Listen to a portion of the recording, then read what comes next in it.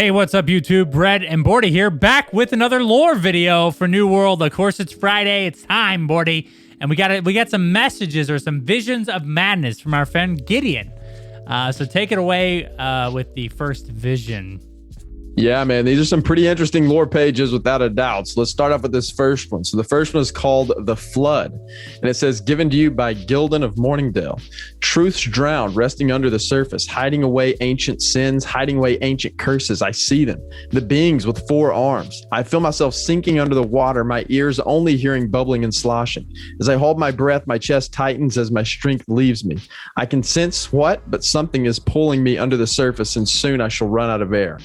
As my mind leaves me and my body begins to end its thrashing, I feel the water surge within me. My lungs begin to fill, but oddly enough, it's not a cold wave entering the core of my body. I feel the water permeating my being, penetrating even my very bones.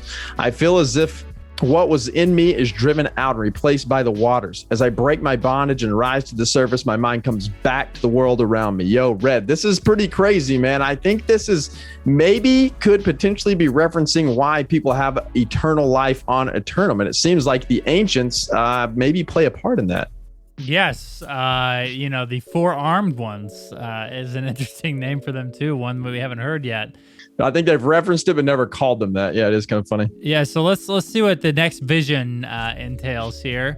The rattle of bone, a watchful eye, their humanity removed, their dead denied. I see it. I see a giant stone statue being marched slowly but surely down the path. The same beings, those of 4, guide us down the long and mystic road. The giant statue is carved in their image. Those who move the statue are trapped in a servitude, unable to deny or disobey. For what has been taken from us cannot be restored, and what has been given to us cannot be returned. I hear them sing songs as they move the massive stones, and the melodies ring in my ears like a bittersweet memory I never had. So, here, this is pretty creepy, this imagery that's being put forth in this vision. You have these 4-armed creatures or beings that are moving these things slowly down this path, and you see that the character Gideon feels trapped. He feels like, he hints at his life being taken away from him, but this gift of eternal life is one that he'll never be able to get rid of. Yeah, absolutely, man. It is getting a little crazy. So the third one is called The Tower. It says, a darkened sky, akin to night, stars above and a blinding light. I see it. I see the giant obelisk in the distance. The night sky is dotted with stars, and I wonder what is beyond them. Perched on high at top of Vela, my vision blankets all of Aeternum, and the watchtowers dot the landscape like spires from the earth. But something is wrong. The energy, it seems to gather into a massive orb, summoning a power I've never seen before.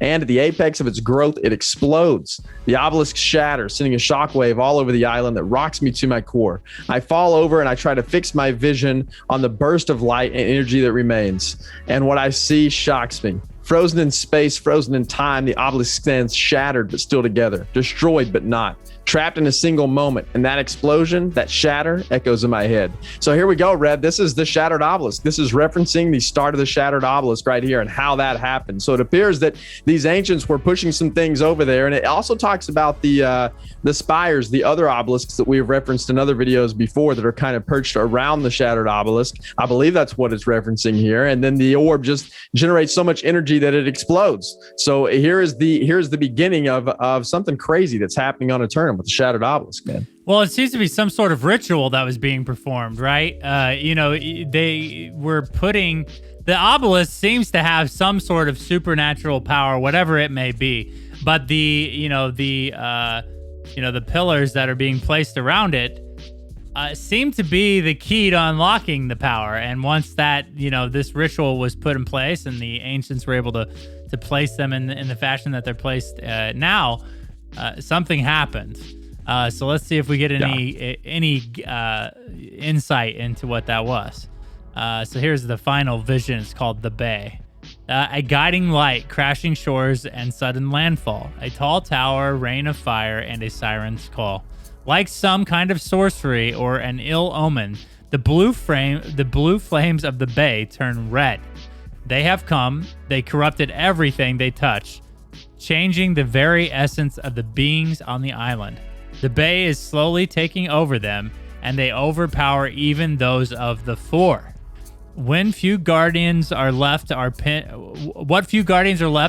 into a small part of the bay, and the red-eyed monsters begin their work on the lighthouse. Those enchanted by the siren song of Aeternum soon find themselves caught in storms, attacked by spires of dark corruption that send their vessels crashing into the shore. They came seeking a paradise, but all that was found was darkness. Those of four have all but left us to die, but we cannot die. They stripped us of even that. So here we go, dude. It appears, Bordy, that whatever ritual that was put in motion, this seems to have summoned the corrupted. Am I right? Am I reading that right?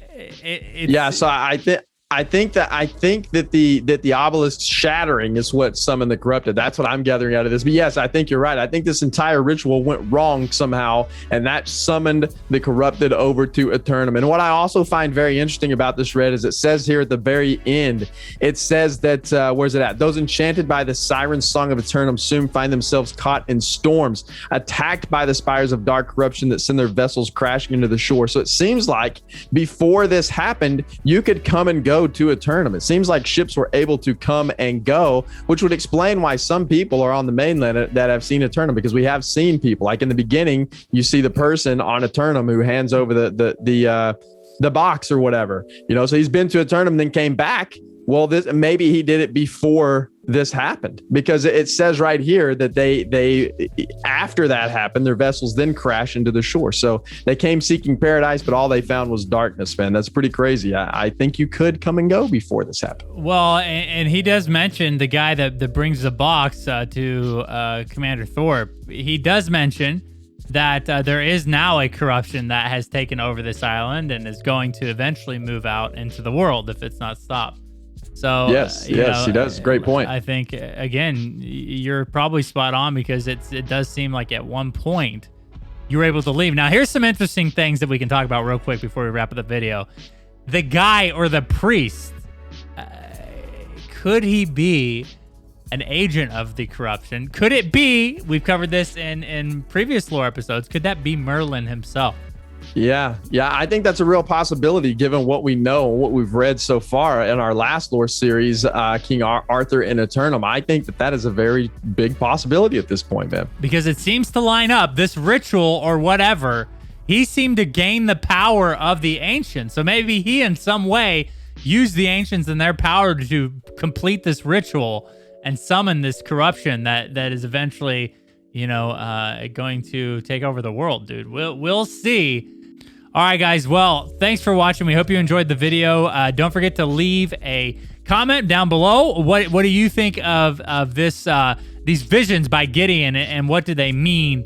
Also, guys, don't forget to hit the subscription button, the notification bell for more New World content like this. We put out lore videos every Friday. So if you're interested in the lore of New Worlds, definitely hit that sub button and check out these videos. Also, special thanks to our Patreon. You'll see your names after the video, and we're just very appreciative of your support. And guys, we can't wait till next Friday. Maybe we can find or dig for something more that kind of further tells the story of what happened during this ritual. All right, well, that about does it for today's video. Don't forget to hit the subscription button, the notification bell for more New World content like this. Special thanks to our Patreon, who will be after the video. And we will see you in the next one.